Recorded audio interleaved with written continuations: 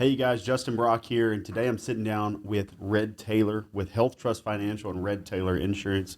And Red is somebody who brings a very unique perspective and angle to the health insurance world. And wanted to talk to him about that angle. One, he is a product that many of you will be familiar with to some degree or another, good, bad, or indifferent. There's a lot of opinions on the types of plans that Red has brought to the table. However, I'm somebody who has been a member and a producer for years of this organization that Red brings to the table. So I wanted to talk to him about it. So thank you for being in Tupelo, Red. Yeah, thanks for having me, Justin. It's an honor to be here, man, and with you and your team and see what you've created. Super impressed by your organization and really the culture. One thing that I've noticed coming in here is the culture of your team, and everybody here is on the same page. They're keeping the number one goal is to help their clients and to promote Bobby Brock Insurance and make sure that that's the goal. And I think that tells me that you've done an incredible job of leading this team. So glad to be here, brother. Thank you so much. Yeah, we get culture compliments a lot, and I think it's as simple as just caring about the people that you work with. I internally, we have our mission statements and things, but internally for me, a big mission is number one is that I want my team to be happy. Yeah. And I think that most highly successful organizations are thinking about their team first. Not each individual team member over the team, but the team as a whole. And if we can get them all thinking about that and in goal alignment with the organization, then everybody can be really happy and feel proud about what they're doing. And if we're preaching ethically, doing the right thing for each customer, each agent we work with, not to the point where you're doing something that doesn't align with your organization for the customer, because there is a point. People say the customer is always right. There's a lid on that where they start to try to steer the organization away from its values, but ultimately, we know that we have a mission, and 95% of the population that we work with, we can help within the scope of what we do. And we keep the main thing. And one of the main things for us, of course, is health insurance. We're a big Medicare-focused shop, but we've done a lot of under 65 health insurance. We have a lot of customers or agents that work with the under 65 health world. And it is a constantly changing, environment, with ACA ups and downs over the years, with some of the rampant agent of record, fraud and stuff that happens in the ACA world that we've seen deal with, and now we've had kind of a backlash of regulation that makes it even more difficult to help our customers with this whole three-way call concept with the government, and then we have the issues with short-term medical. You have short-term medical. There's pros and cons. So some pros are. I don't have to worry about all the subsidy-driven market. I don't have to worry about, calling three-way calls with the government. I don't have to worry. The price is the price. I don't have to worry about it coming back and saying, "Oh no, you made too much money." But on the con side, there are a lot of exclusions on the plans. They are tough on underwriting, and another one that that I don't think people. It depends on how long somebody's been around, is they're constantly changing. 1 minute it's like we can write 3 years worth of short-term medical. The next minute is 1 month, and that's hard to adapt to. And then you have the indemnity health market, and the indemnity health market gets sold as kind of a permanent solution by some to that. But it's not there's no major medical component. Right. There's no stop loss. And, if all you have happen are codes that are in the schedules of benefits that are in the policy, then a lot of times you'll come out okay, especially if you wrap it into a hospitalization, and especially if it was a really big policy. If you wrote one of the bigger ones, when you get into some of the carriers that have the elite pluses or those extra rich benefits plans. Benefits. Yeah. But you always come across these scenarios of like kidney dialysis not covered, or Or even in cancer, if you wrote a big cancer policy, yeah, you might have $100,000, $75,000 cancer benefit, $40,000 a month, 2-month chemo benefit. You got some of the surgeries covered. You get somebody with $1 million worth of cancer treatment. There's just really Problem. no way you could have covered Yeah, that. yeah. Then you're having to flip them to Obamacare. They don't understand why their health insurance didn't cover it. What did you sell me? Because it's too complex. And so I say all that to say, I do think for the people that will ask the right questions and not be dismissive, that Medi-Share and Christian Health Sharing Ministries is a great solution. And I know you said you've had it for 10 years. I've had it almost 10 years personally. Until we got group health. I Yeah. had it myself and my family for over 4 years. Yeah, yeah. And what you're explaining is what I think almost everybody that's been in this industry for any amount of time, and even on the consumer side, is that we're in a very turbulent and volatile industry. Okay, as every political season changes, it seems like healthcare and the health insurance and the Medicare supplement industry seem to change as well. And so we're always trying to hit a moving target. And going back to how all this stuff came about, I've been doing this, been very, very fortunate, been in this business for about 25 years now, and in 2016, they passed, Obamacare, the Affordable Care Act in 2013. It was instituted, and all of us that were in the business at that time, we'd always focused on the under 65 health market. We thought, oh, good Lord, we're never going to be able to make it. This is the end of the road. We're not going to be able to make it out of this. Well, lo and behold, I know guys from that era that were writing insurance that. Oh yeah, released writing their insurance. entire downline. Yeah, I mean, you had to let them all go. We could, I mean. But we worked hard. We found a way to win. That I guess my modus operandi. I'm an old football coach, so let me learn the rules. Show me what the rules of the game are. I'm gonna go find a way to win. Okay, we're gonna attack whatever the weaknesses are or whatever the system is. We're gonna find a way to win, and we've always been fortunate to be successful at it. And then so we were able to work through that time period. And then 2016 came, if you'll remember this. It was about this time of the year, February, March of 2016, United Healthcare sent a letter out, and that said that we will, beginning 2017, January 2017, we're not selling any more marketplace health insurance plans, and we're going to cancel all the existing plans. So we were like, oh, crap, what do we do? Well, right after that came Anthem, Humana. All the other carriers said, we're getting out of the marketplace business. Yeah. So my team went to work. And fortunately, we had identified Medi-Share as the top organization in the healthcare sharing space. And I know that a lot of people have been, there's kind of a negative stigma about healthcare sharing. And really what I've found in conversations with leaders like yourself is they don't know it. It's unfamiliar. We're unfamiliar. It's unfamiliar. There are people out there who have advocated. And I'll tell you, Red, it's funny. I just kind of recalled that era. So 2016 comes. We get that letter that you're talking about, and I get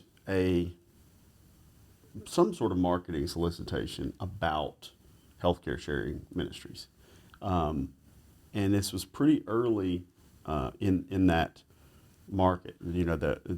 And you were one of the ones that I was getting. It wasn't directly from. But I know who the other ones. I know who the other ones were from. Though, guarantee it. And at the time, I had one FMO that I went through, and so I called that FMO and I started talking to them about it because at the time we weren't an FMO. I didn't think of myself that we were a small local agency. I was mostly an independent agent with a couple other agents I was trying to support. Yeah. But I had tapped into a decent amount of that United Healthcare business at under 65 because nobody else was wanting to do it anymore. Right. I had State Farm guys that were referring me all their business because they got out at under 65. So I reached out to this FMO and I said, we need to look at this healthcare sharing ministry stuff. And this particular FMO had a pretty big footprint in the indemnity health space. And so the first feedback I got was very negative towards healthcare sharing ministries because they weren't regulated by the Department of Insurance, is Right. what they were telling me. And it's funny, it is funny now to think about somebody who's heavily pushing an indemnity health plan as an alternative to major medical telling you that healthcare sharing ministries It's no guarantee. It's not regulated by the insurance department. like However, you should sell this indemnity plan. we got 20,000 indemnity policies over here. So So we saw that, and now eventually I was able to get them to get it because even they saw in the sales market there were definitely people that it fit for, but then it became kind of a comp race. And there were some other organizations, and I won't name who they are, but people that were around will know some of these other healthcare sharing ministries that I think tainted the pool because they came in over-promising, under-delivering, a lot of times leading with comp. Some of them were ethics-based over religion, blah, blah, blah. But all through this, I will say, Medi-Share, like when I went to get myself coverage and when I went to help people get coverage with healthcare sharing ministries, I preferred Medi-Share. It wasn't because they were highest comp. In fact, at the time, now I found out I was a little buried in the comp at the time. Yeah. But even at a lower comp, for me, it was this is a group that's even then was the biggest. They had been around for a long time. They had a good track record. They had good marketing. Yeah. And the name Medi-Share was really good. It's the big name, and that's one of the reasons that we were able to get them. We're fortunate to be able to do that because our focus was we want to be with teams and players that can pay us for 10, 15, 20 years. Yeah. We're always long-term thinkers, okay? I've got so many buddies that have been in this industry, and they've gone and they've tried to lead with comps and lead with products, and you look up a year from now, 2 years, and they're gone. They're not even in the business anymore. Yeah. And I want to pause on that and tell everybody what Justin's been able to accomplish, because you were just getting in the business around 2016 at the time, weren't you? I got licensed in 2014. Okay. And, I was house to house 2014. Going into 2015, I had a pretty good AEP. I hit a little honey hole. Yeah. And then I started doing Facebook marketing in 2015, and between referrals and groups I was speaking to and stuff, I had a really good 2015. But that was when under 65 became probably 50% of my business as an individual agent. And I was young, so my warm market was under 65 health. It was coming to me. And my dad's an agent, and he was saying, there's no money in under 65 health. And I was sitting here saying, well, they keep coming to me, so I'm going to find a way to help them. There's no competition. Yeah. I mean, there's no competition in under 65 health. And so that's one of the things that we've always noticed is that nobody wants to deal with it. Yeah. You've got a State Farm guy on every corner, Farm Bureau, Allstate, all those companies out there. But that this individual under 65 market has just been neglected. And so for guys like us who wanted to tap into it, and folks like, your audience, and to see a bigger vision for themselves like you've been able to accomplish over these last 10 years, it's out there for you. As the market changes, as the volatility continues to roll in, we need to see that as a good thing, as a positive thing. And, for people who want to roll their sleeves up and go to work and understand and learn and research and figure out what the opportunities are to bring to market, you're going to have an opportunity to be successful long term if you do that, because really and truly it's very complicated and not many people want to play in this sandbox. I had a video on YouTube where I broke down, because one of the things you get when you talk to individual health is I felt like I needed to explain to you what all is available. So I'd start out and I would tell a customer, I'd say, Mrs. Jones, before we end today, I want you to know that no matter what your decision is, if there's something I have that is a good fit for you, great. But before we leave today, I want you to know that I have access to every solution.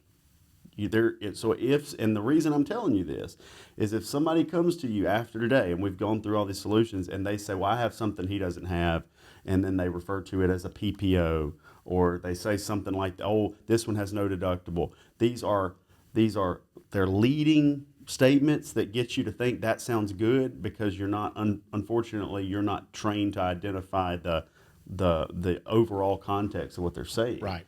And so what I want to do is sit here and tell you exactly what everything anyone offers you, what categories they will fall into. We have short-term major medical. We have indemnity health plans. We have Obamacare. We have group health and association plans, which really had not evolved at the time at all. Right. And still I'm a little weary of at this point, because a lot of them are really, when I find out, they're indemnity plans with like a wrap or something. And then there's healthcare sharing ministries. And when I would break it down like that, and it was somebody that didn't qualify for a really high subsidy ACA plan, healthcare sharing ministries would come out as a great solution, you know. And now I'm in Mississippi, so that probably helped. But Well, and that's what I was telling Jackson earlier, that believe it or not, California is our top market because they still have the mandate. And if you don't have, compliant health care, then you have to pay the tax penalty. All Medi-Share members are exempt from the mandate. Medi-Share is ACA compliant. Let me kind of break it down, because what you've done and explain there of giving your clients, giving Mrs. Jones a synopsis of the entire market, that tells us that as an agent, as a professional, your heart is to help your client make the best decision possible for them. And guys, I just want to tell you that if that's the way that you begin your presentation in your day, with a spirit of service. Listen, even if they make a decision to go away from you, stay with whatever, okay? As long as you've given them enough information to make the best decision for them, you're going to win long term. You're going to see success down the road. It's the laws of reciprocity, the laws of karma, the laws of things coming back around to you, what you put out. But, with Medi-Share, what I tell people, what I found over and over, because we still sell health, I hope Anthem and United Healthcare and Humana, I hope them all of them keep paying us, because we sell a bunch of it. Okay. But what I tell people all over the country is, if you're a relatively healthy Christian, okay, and you're in a position to buy your own health care, and you need to save money and you want top quality major medical health care benefits, Medi-Share is your best option. I have not found an option that beats them yet under those terms. So I remember, I think I was probably 28 when I got Medi-Share. My wife was 26. We had two very, very young children. And, I had probably cracked into that income where you just barely made too much to get a subsidy or any relevant subsidy. And I remember at the time, a $10,000 annual household portion, Yep. which is closely similar to the concept of a family deductible. Same thing or equal to a deductible. I told your team this morning, I don't mind using insurance terms to describe Medi-Share like we're doing, because we have character, we have ethics and integrity, and we're not trying to sell it as health insurance. Right. Okay. We're completely explaining. But we got to explain it so people have an opportunity to understand it. And vocabulary is the barrier oftentimes for you and me and for the market. Yeah. Like, they don't know what an annual household portion is or sharing. Closely similar relative concept to a family deductible. That's how I would tell people all the time. I say this is a very closely relative to what a family deductible is. Yes. And I say it's the amount that you're going to pay in total before the plan pays anything. So I went out. We're a healthy family, so I was like, I just wanted a low premium to protect me from catastrophe. And I know a lot of health insurance agents. That's what a lot of health insurance agents want. You know, especially if they're not knowing they're going to walk into a bunch of claims this year. It's like, I want protection from catastrophe. And I went out and got that $10,000 at the time. I think it's $10,500 now. Annual household portion plan. And comparing it to what my ACA premium for us would have been, all under 30 at the time with two little kids, everybody perfectly healthy. ACA was going to be like $1,200 a month, and all of us were going to have several $1,000s in deductible individuals. Right. I think it would have been about a $12,500 or $13,000 family deductible at the time. At the time, yeah. And we paid, I think it was around just over $200 a month, Brother. instead of like $1,100 to $1,300 a month. It's crazy because, think about this. I'm 52. My wife and I, we have 6 kids. Okay. I'm on the $12,000 annual household portion or annual deductible with Medi-Share. I pay $487 a month. I've been on it for 10 years for a family of 8, and I'm 50. I'm not a spring chicken. Okay. So think about that. And the big picture is, no matter what happens, Okay. If we have heart attack, cancer, stroke, seizure, kidney failure, renal failure, tumor, paralysis, pneumonia, whatever. Okay. There's $1 million, $2 million medical bill. I pay the first 12,000. Boom. They come in and share or pay 100%. And Medi-Share has no limits. And so, one of the questions that we get an awful lot is, okay, so it's healthcare sharing. It's not regulated. It says voluntary sharing, Red, and it says no guarantees. And I get that, man. That, to me, if I were, a person that didn't, focus on this stuff and live it, then that is a reason, that is a point of concern, right? Because insurance guarantees you pay, we cover. Mm-hmm. That's the insurance guarantee, right? Right. Okay. I saw that. We know. So anyway, with Medi-Share, with healthcare sharing, in order to be a true healthcare sharing, it has to say that there are no guarantees. Yeah. And so if we're going to be honest, then we can relate to the market, whether you're an agent or you're a consumer, and you say that's a point of concern. So how do we get over that? And so what I would tell anybody is with Medi-Share, Medi-Share has been around for 31 years. They're the largest healthcare sharing program on the planet. They're in all 50 states. And so how do we get an assessment of if they're going to cover, or if they're going to share my medical bills in the future? Well, the most accurate indicator of the future is a track record of the past. Correct. Mm-hmm. So let's go to the 31-year history and see what these guys have done. And in the 31-year history, listen to this, they have fully shared or paid 100% of every eligible medical bill they've ever had. Yeah. Okay? So I'm going to say that again, because there's not an insurance company that we can say that about. You and I both know that. Okay? Well, this is an interesting concept because, I would say my audience is overly conservative. We're probably 98% conservative people. And if you're a true conservative, then do you believe that true unfettered free market capitalism is better than a company doing what it's supposed to because of regulation? And what I mean by that is, this is not against the insurance department or anything like that. I think the DOI is doing what it's supposed to do and trying to, especially police an industry that maybe has gotten to where it is.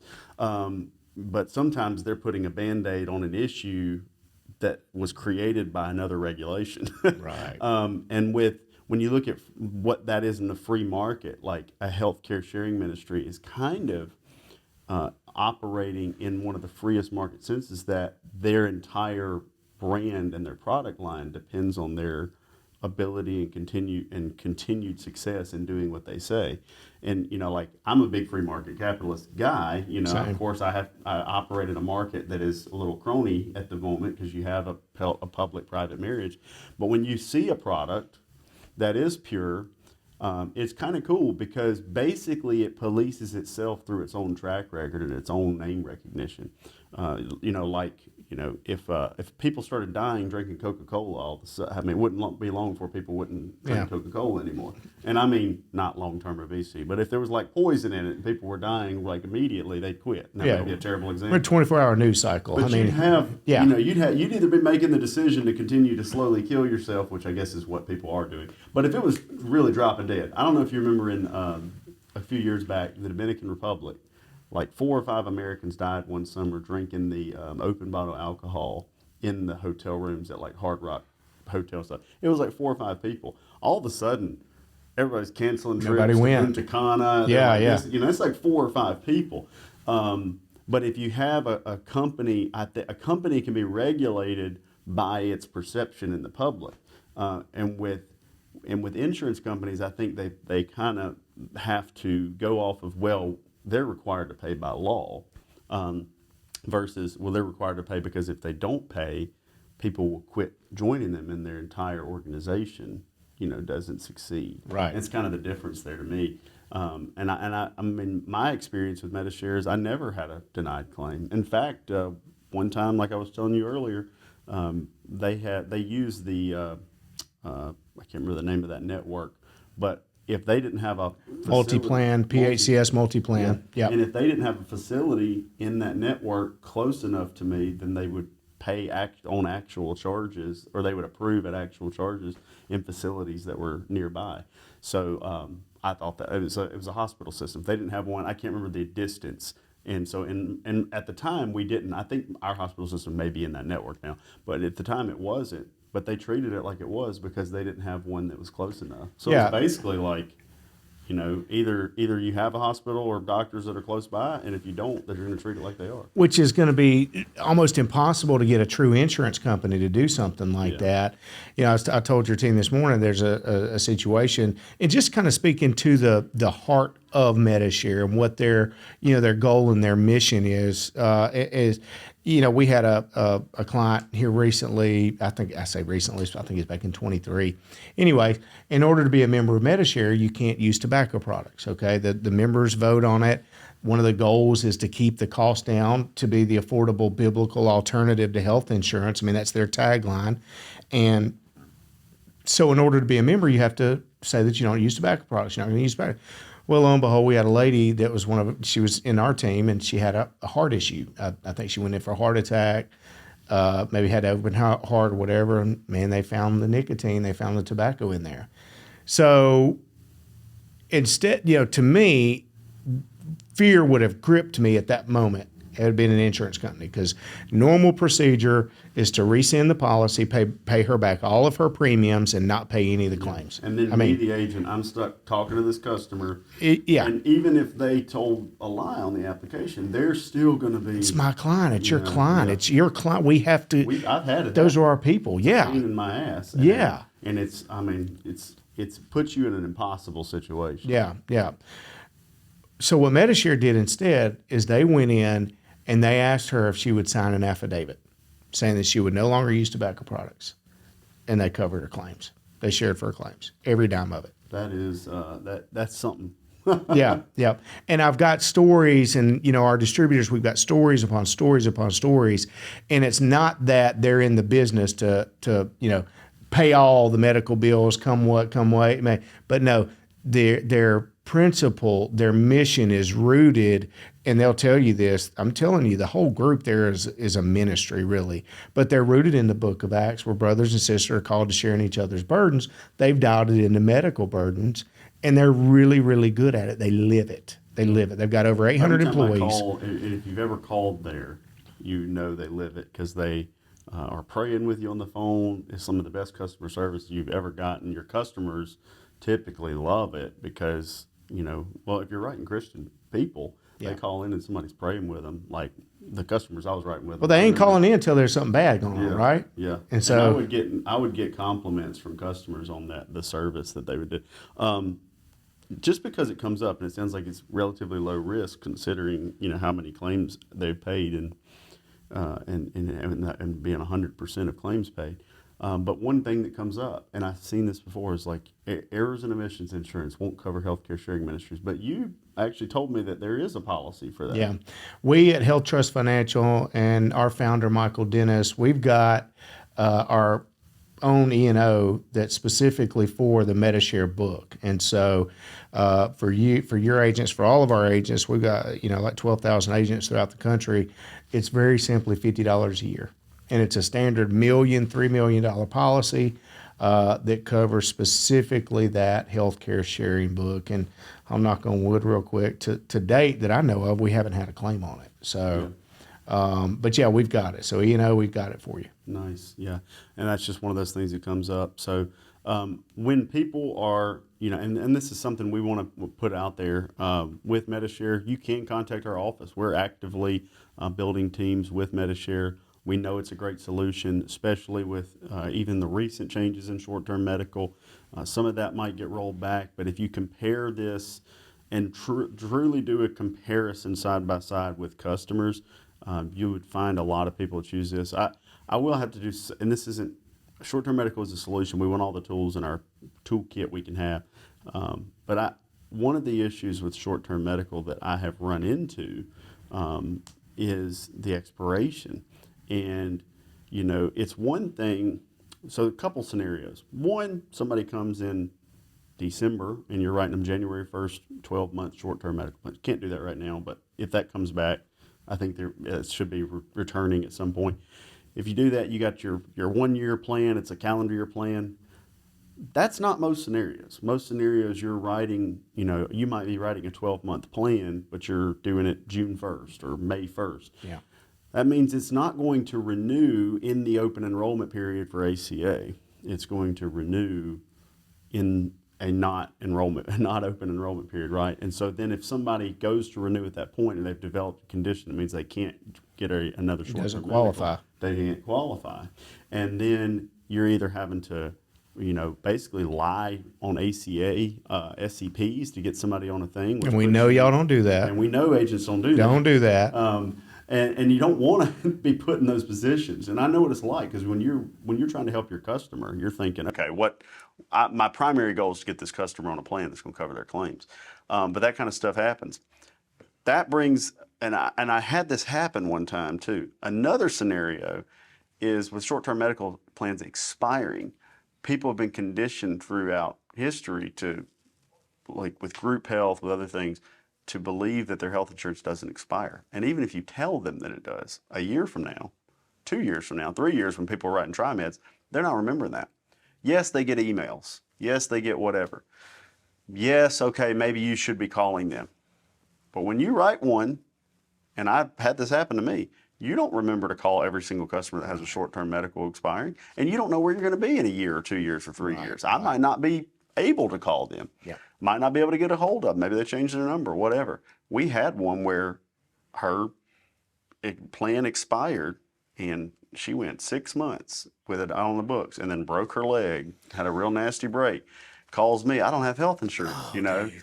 You're giving me heart palpitations right now. Like but with Medi-Share, that's not a thing. Yeah. So you don't have to worry about that as long as they're paying their bill. Yeah, I preach it to our team as far as these renewals. Do not let our clients' insurance policy lapse, or short term, whatever. Whatever you have to do, get that policy renewed, because the last thing I want is one of our clients who've trusted us, because it's never going to be their fault, to take care of their insurance, to have that insurance lapse and then them have a medical claim. With Medi-Share, that's not a problem. So there is no renewal date with Medi-Share, okay? So if you get people issued for February 1, March 1, whatever, then that is their program as long as they want to keep it. The only thing that resets is their annual household portion or their deductible, and there's 4 different levels: 3,000, 6,000, 9,000, 12,000. Those are family portions or family deductibles, and it's 100% sharing or 100% coverage after that with no limits, okay? And then so it sets on February 1 or on March 1. It don't automatically reset in January, which is great because every other plan out there does, right? So it's going to go from their issue date to issue date. Another thing that I wanted to add on that you had mentioned, I think that a lot of people are not really acknowledging at this point, but if you look at all the trends, the indications are that the elevated subsidies that were enacted back in 2021 by the Biden administration are going to be rolled back this open enrollment, okay? And so what we're going to have is a scenario where all these people that you've got on Marketplace, or if you don't have them, somebody's got them on Marketplace, and it's families that are making $150,000 a year or $200,000 a year, $250,000, and they're getting the federal tax credits. They're getting these federal subsidies. Well, I'm just here to tell you, and I think you'd probably agree with me, that come November of 2025, those are going away. Yeah. And it's going to go back to what the original subsidies were, where if you're a family of 4 and you're making $90,000, $100,000 a year, you're probably not going to get a subsidy. Yeah. I'm generally of the belief, and I got asked about this the other day, I'm generally of the belief that when the government gives something away, they struggle to take it back. However, I don't see how they don't take this one We back. got a different animal up there right now. We got We got a different animal up there right now. You know, oh yeah, what do they call them? Big balls. Yeah, big balls. Big balls. I think they got a bunch of big balls running the show right now. Twitter. Elon Musk changed his Twitter name to Harry Balls.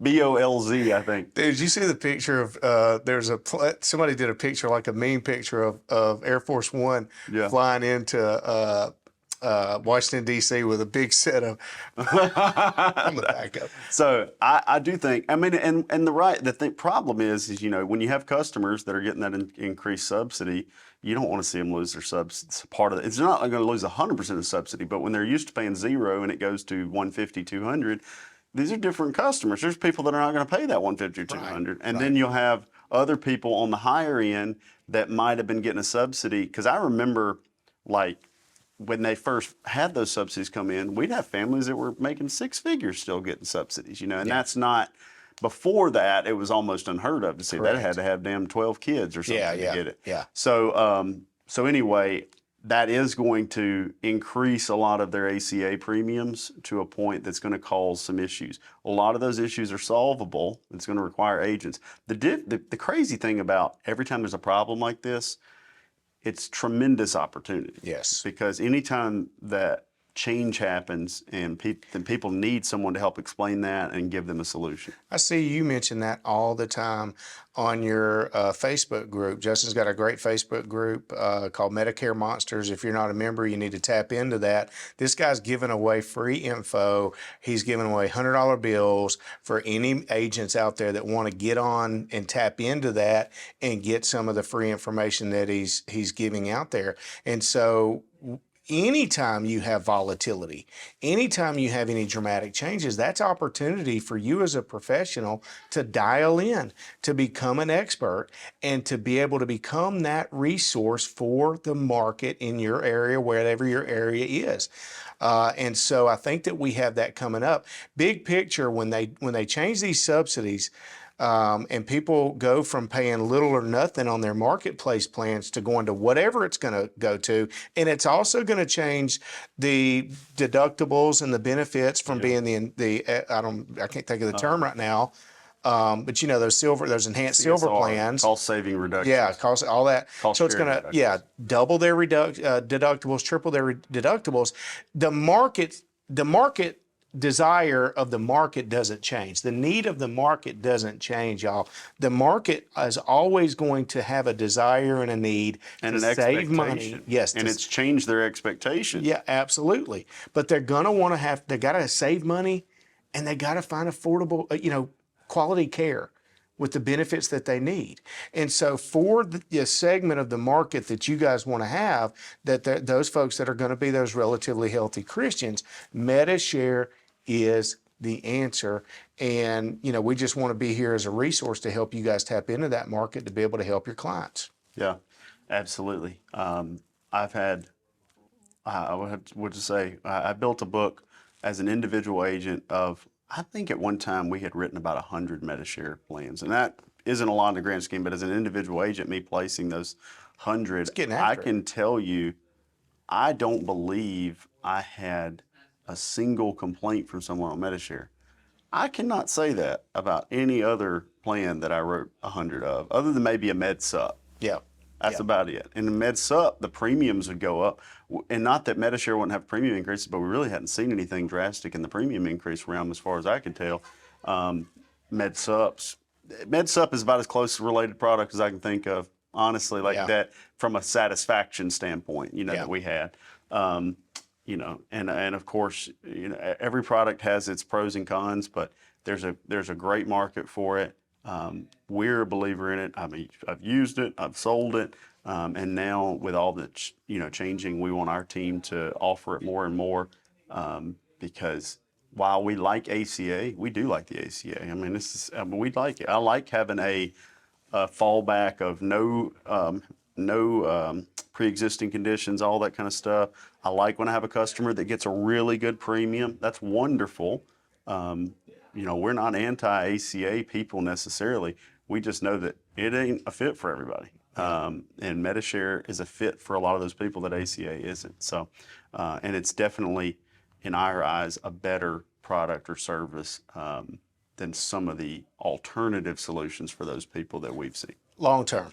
I mean, if you're thinking long term and you want to do this for the next decade, for the next 20 years, and you want those customers that you've worked so hard for and you've paid for them and you've mined them and you've nurtured them and you've got so much invested in them to come back to you year after year and to tell other people about you so that you can create a vertical that doesn't cost you anything and there's absolute profit for your business, then you're going to do what you think is best. And as a pro, having this in your portfolio, it just makes sense. Yeah. And then having a resource like you or your team or me or wherever I can fit in to help to teach and answer questions and get you up to speed to be able to have the confidence and the knowledge to be able to present it at a high level. It's a really good opportunity. And the cross-sell opportunity is amazing too.